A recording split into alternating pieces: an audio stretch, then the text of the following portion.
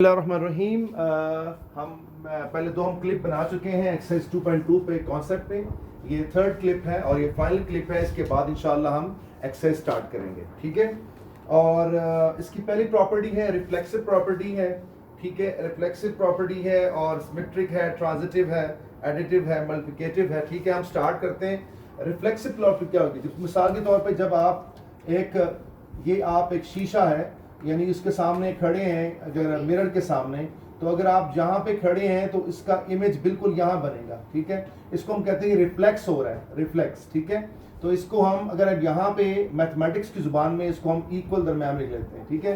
तो reflexive property हम क्या कहेंगे? जब ए की वैल्यू ए के बराबर हो जाएगी तो हम कहेंगे रिफ्लेक्सिव प्रॉपर्टी है, ठीक है। ये चीज एप्लीकेबल है, यानी जब दोनों बराबर होंगे तो रिफ्लेक्सिव कहते हैं।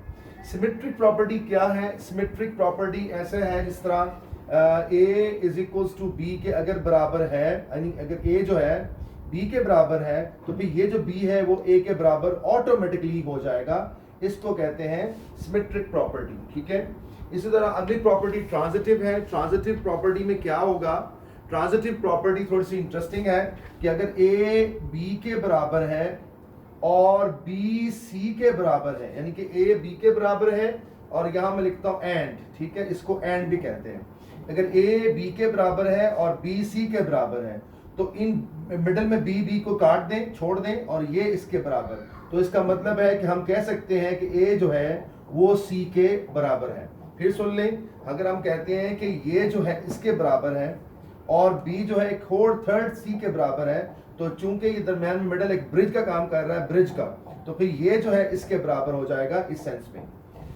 एडिटिव की प्रॉपर्टी कैसे है कि अगर आपके पास ए प्लस बी, ए जो है बी के बराबर हो, ठीक है, अगर आप इसके इधर कुछ जमा करें और वही जमा इधर करें तो बराबर होगा। मिसाल के तौर पे ए में हम सी जमा करते हैं और बी में भी सी जमा करते हैं, तो इसे कहते हैं एडिटिव प्रॉपर्टी। और आप देख भी लें, मान लें पहले ये 3 और मान लें ये भी 3 है, तो अगर मैं यहाँ पे 2 जमा कर दूं और यहाँ पे 2 जमा कर दूं तो 5 और 5 बराबर है। तो इसका मतलब ये हो गया कि, लेकिन एक शर्त यही है कि जो आपने इधर ऐड करना है वही आपने इधर ऐड करना है। तो ये एडिटिव प्रॉपर्टी है। इसके बाद हमारे पास मल्टीप्लिकेटिव प्रॉपर्टी है, बिल्कुल इसी तरह कि अगर हमारे पास ए बी के बराबर है तो जो आप यहाँ पर मल्टीप्लाई करेंगे वही यहाँ पे करेंगे तो आंसर बिल्कुल बराबर होगा। इस सेंस में हम इसको कैसे लिखेंगे?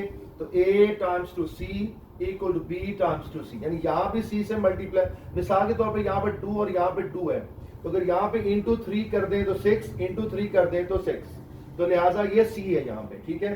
तो हम दोनों को सेम से नंबर से मल्टीप्लाई करते हैं, इसे कहते हैं मल्टीप्लिकेटिव प्रॉपर्टी।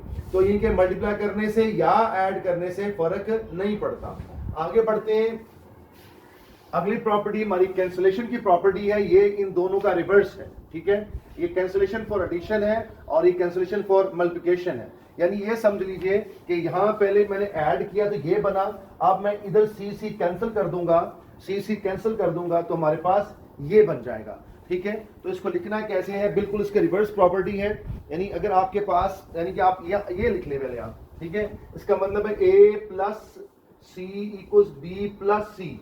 तो इसको हम कैसे लिख सकते हैं? ये सी कट गया तो ए और बी आपस में बराबर आ गया, ठीक है। जिस तरह मिसाल के तौर पर अगर आपसे ये कहूं कि 3 प्लस 2 इक्वल टू 3 प्लस 2, तो 2 कैंसिल हो गया तो ये इसके बराबर आ गया। इस सेंस में है, ठीक है। थोड़ा सा आपको आइडिया मैंने दिया है।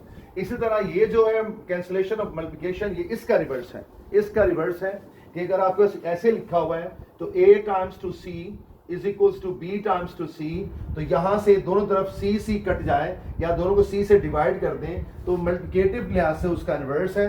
कैंसिलेशन है तो a जो है वो b के बराबर हो जाएगा, ठीक है। ये हमारे पास 7 प्रॉपर्टीज थी जो हमने कवर कर ली। अब हमारे पास 5 प्रॉपर्टीज हैं जो इनइक्वालिटीज को डील करेंगी। इनइक्वालिटी का मतलब होता है जहां पर लेस या मोर का साइन यूज होगा, जबकि ये जितनी प्रॉपर्टी पढ़ी ये सारी की सारी इक्वल के लिए थी। अब मैं पढ़ाने जा रहा हूं इक्वल नहीं, हम बात करने जा रहे हैं इनइक्वालिटी प्रॉपर्टीज की। एक ट्राइकोटमी प्रॉपर्टी क्या होती है? ट्राइकोटमी प्रॉपर्टी ये होती है कि अगर आपके पास मिसाल के तौर पे अगर ए जो है यानी इसको इस सेंस में लिखते हैं कि अगर ए जो है बी से छोटा है और ए जो है बी से बड़ा है। अब आप हैरान होंगे कि कैसे मुमकिन है कि दो एक ही वक्त में ए बी से बड़ा भी हो, ए बी से छोटा भी हो। हाँ, अगर ऐसा हो जाए, ठीक है, नॉर्मल कंडीशन में ऐसा नहीं होता, लेकिन अगर ऐसा हो जाए तो हम ये कहेंगे कि ए बी के बिल्कुल बराबर है। अब देखें, एक तरफ वो छोटा भी है और बड़ा भी है। जब ये सिचुएशन दोनों हैंडल होती हैं तो हम कहेंगे इसका मतलब है कि वो दोनों आपस में बराबर हैं। इसे कहते हैं ट्राई। ट्राई मतलब फॉर थ्री, ये तीन आपस में है, 1 2 3 सिचुएशन, इसे कहते हैं ट्राइकोटोमी प्रॉपर्टी। इसके बाद हमारे पास ट्रांजिटिव प्रॉपर्टी आती है। तो ट्रांजिटिव प्रॉपर्टी को हम कैसे डील करते हैं, ये बिल्कुल आपके पास यही ट्रांजिटिव प्रॉपर्टी है, ठीक है, ज़्यादा मुख्तलिफ नहीं है।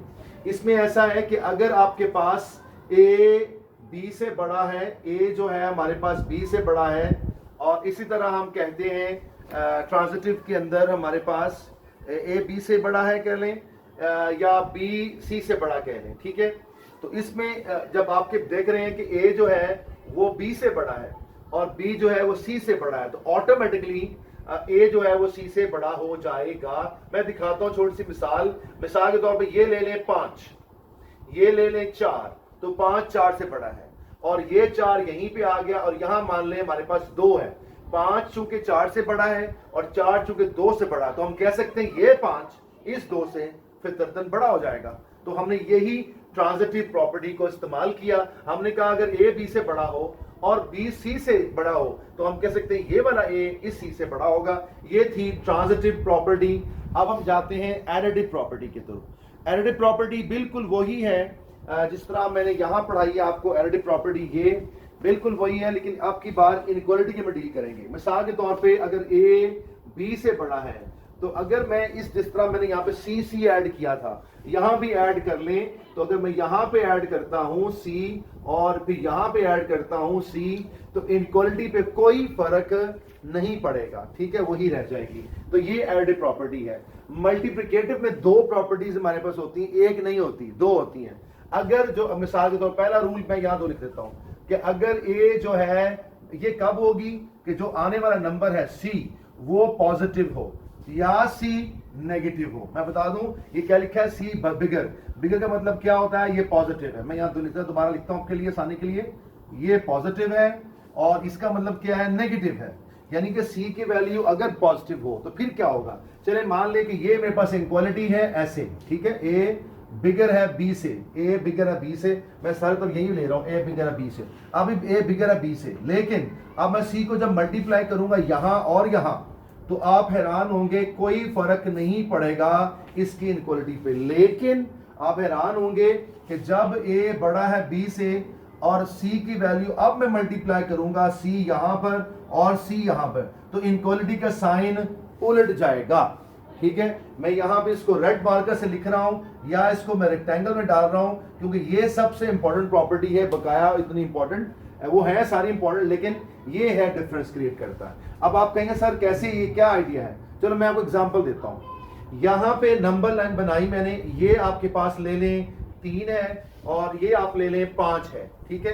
तो या मैं इसको आसानी के लिए एक नंबर लाइन बनाता हूं ऐसे, ये 0, ये 1, ये 2, ये 3, बस इतना काफी है। और अब हम देखते हैं कैसे करना है, ठीक है।